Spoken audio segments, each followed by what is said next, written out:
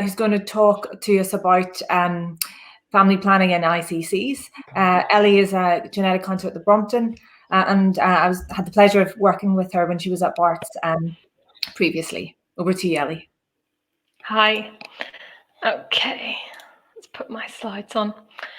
So thank you for inviting me to talk today about family planning in inherited cardiac conditions. So it's a topic that's really close to my heart. As Lynne's been talking about, I have worked for about 5 years in ICCs and had many chats with patients about family planning.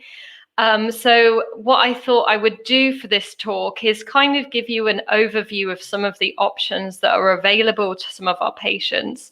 Now, I won't go into lots of detail about the particular options and the kind of technical aspects, because I think probably some people in the audience know a lot about it already, and for the others it may not be so relevant, but really more to give you an overview. So when we're seeing patients in clinic, we can at least let them know that those options are there for them. So it's always sad to hear when patients, you come across patients who say that they're not going to have children because they don't want to pass on their condition. And perhaps that patient hasn't been told that there are options available to them. And it's important that we're having these conversations with patients early on, even before they've met their partner and they're starting on having a family, because we don't want people to be under this impression that there aren't those options available to them. And it's not always an easy question to ask. It can feel a little awkward asking someone if they're planning on having children, but there is a reason why we're asking this. And it means that if we identify patients who have a need for information, they can be referred to people like me, genetic counsellors, who can talk about the potential options for them. So I thought I'd do first a sort of overview on how I would manage a consultation with a patient.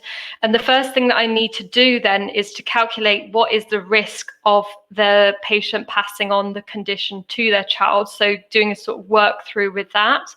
I'm going to then do a bit of a rundown of all the options that can potentially be there in terms of having a child. And we'll also have a think about some of the practical, social, ethical considerations when we're having these types of discussions.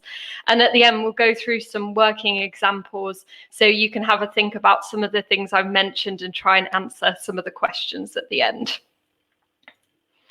So something we usually do initially when we meet a patient and we're having a talk with them about family planning is draw out their family tree. So drawing out the family tree can give us a lot of information in terms of what is the background in the family, what is the patient's lived experience of this condition, and also helping us understand what is the pattern of inheritance in the family. So I've got a family tree on the right here, and I think if looking at this, I would probably say this was X-linked inheritance, but we couldn't say that definitively, and it could fit into other inheritance patterns. It could be dominant inheritance, but with incomplete penetrance. At a push, it could be recessive inheritance. So to really understand and quantify the risk of a future child being affected with a condition, we need this information in conjunction with a genetic test as well. Now, we've already talked a bit about genetic testing in ICCs, and as you're all probably aware, it is a minefield. So the diagnosis, the genetic diagnosis of an ICC can be very difficult, and it doesn't always give us clear-cut information that we can use in terms of family planning. So when we do a test, we're often hoping for that single pathogenic or likely pathogenic variant that allows us to calculate a risk to future children and also gives us clear-cut options in terms of family planning. But often, things can be more complicated. So we may have a patient with 2 pathogenic or likely pathogenic variants. I think the most I've ever had was 3 in one person. We might have someone with a pathogenic variant and a variant of uncertain significance as well, just to make things more complicated. They could just have a variant of unknown significance. They could have multiple variants of unknown significance. They could be a mosaic as well. And the most common issue we come across is that the test is completely negative. So we don't find a genetic cause for their ICC. So these are all potential results from genetic testing that we have to work with and think about when we're considering what options are available to patients when planning their family. And just to complicate things even further, as I talked about, the majority of ICCs are dominantly inherited, but we tend to see incomplete penetrance, variable expressivity within the family. And even if we rule out a known pathogenic mutation from the family, there is always still a residual risk. So we can never say the risk of someone developing a particular ICC is 0%. We have population risk. There may be an underlying polygenic risk within the family that's exacerbating the presentation. And also, perhaps there is a second variant within the family that we haven't picked up and we can't account for when we're doing the testing in pregnancy, for example. So I thought I'd just do a quick run through of some of the options that are available. And one of the options that is often overlooked when someone is referred to me is that they can just have a child the natural way. And that is a completely valid option for our patients and probably the most common option as well. So patients with an ICC are completely entitled to have children naturally. We have screening programs in place for their children. And if the genetic cause has already been identified, we can do a predictive test in that child, though we've already had a debate about when the right time is to do that, but it is an option that's there for them.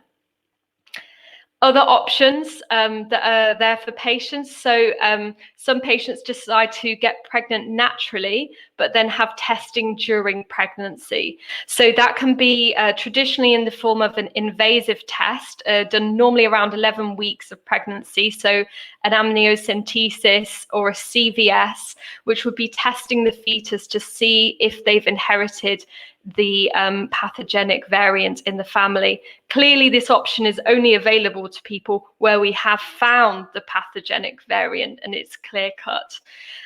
Something that has also evolved over the past few years is non-invasive prenatal diagnosis, which is where we can test the fetal DNA using a maternal blood sample. So it's a non-invasive way of being able to do this test during pregnancy. It can be done earlier, and unlike invasive testing, it doesn't increase the risk of miscarriage. So invasive testing has around a 1% increased risk of miscarriage. So it's another option that I know some of my patients have explored. It's at the moment is being offered on the NHS, but as a bespoke service. So it's only just being developed for patients with cardiomyopathy, and there will be a lot of workup for each particular variant within the family. So another option that is can be available for patients and can be funded through the NHS, but they must meet specific criteria, is pre-implantation genetic diagnosis, or PGD. So it's essentially IVF, but with the additional step of genetic testing on top of that. So they create the embryos sort of using the partner's egg and sperm, and then they take a cell from the embryo and test it to see if it's inherited the genetic cause in the family. Again, only an option if we actually have found that within the family. And it's a route that some of our patients do explore, a way of preventing passing the condition on without having to go through potentially a termination of pregnancy. Sometimes I will talk to patients about using a donor sperm, a donor egg, or even a donor embryo. So this is sometimes an option that's explored for people where we don't know the pathogenic variant in the family. It could be where there's a variant of unknown significance, but we know it's a genetic condition in the family. We just can't test for it. And the only way we can really give them certainty that that the child does not have an increased risk would be to use a donor. This is also sometimes an option for people when they're at an older age, or they're having issues with fertility and they need to use a donor anyway. And this can be sort of another extra step for them. And another option, it won't be their biological child, but patients may consider adoption or fostering as well. So it's something that we always mention as something they could consider as well.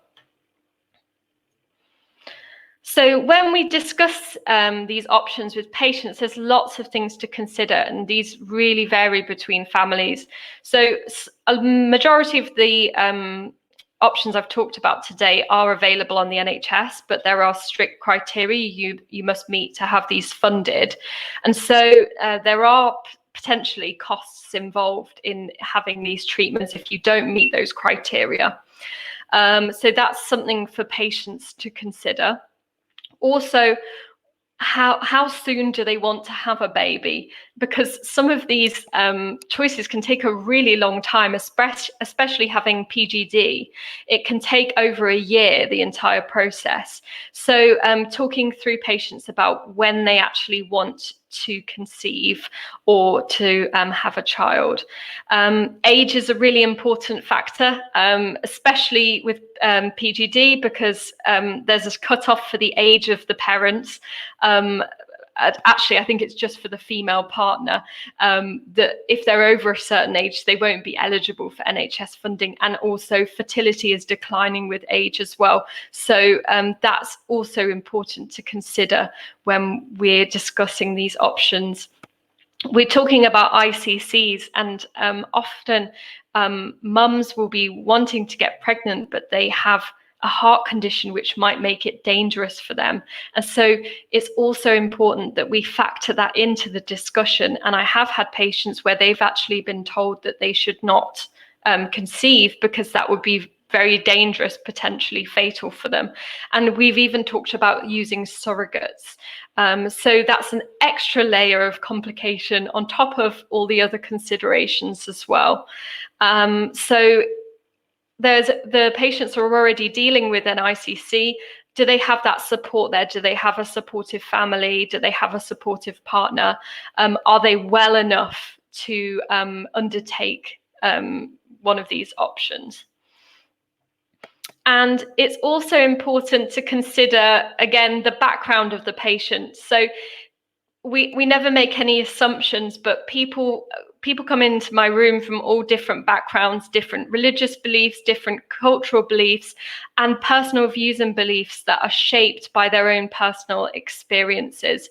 So an example I was thinking of when I did this talk was a woman who had HCM, and she was told before having a child that if her child was affected, he probably wouldn't develop the condition until he was much older. And she had a baby son, and he was born with HCM. So she was referred to talk to me about PGD, so having IVF with genetic testing. And I talked through the whole process with her, and said that they select the embryos that haven't inherited the pathogenic variant. And she asked me, what do they do with the embryos that have inherited the pathogenic variant? And I had to tell her that they would be discarded. And at that point, she said she couldn't go ahead with PGD because it was like her and her son were being thrown in the bin. And that was her experience and her feelings towards PGD. It wasn't really on any religious or cultural basis. It was because of her own experience with herself and her son. So that's really important to take into consideration when having these discussions.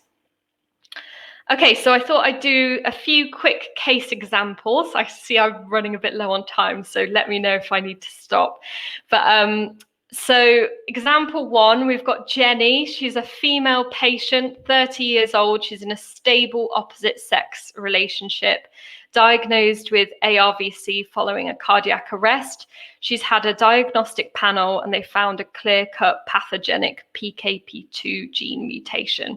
So that's autosomal dominant, but with incomplete penetrance and variable expressivity.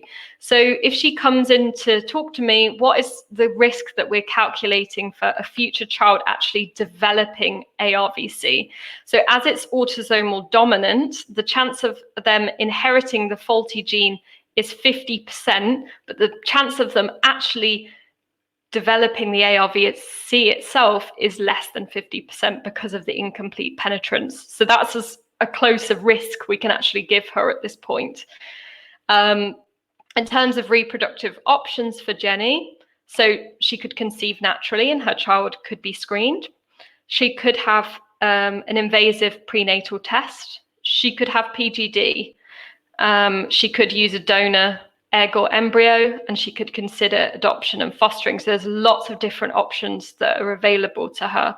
But we do need to consider as well, firstly, Jenny has ARVC and she's had a cardiac arrest. Is it going to be safe for her to actually get pregnant and have a child? And also, what are their personal views and beliefs, particularly around things such as having a test during pregnancy, considering a termination of pregnancy, having IVF? How do they feel about potentially having a child who's affected with the conditions? There's lots of things to explore in the consultation. Case example 2, we have a male patient, 45 years old, in a stable opposite-sex relationship. He's got HCM and he's had a heart transplant previously. So he found he has a pathogenic FHL1 mutation, which is an X-linked form of HCM.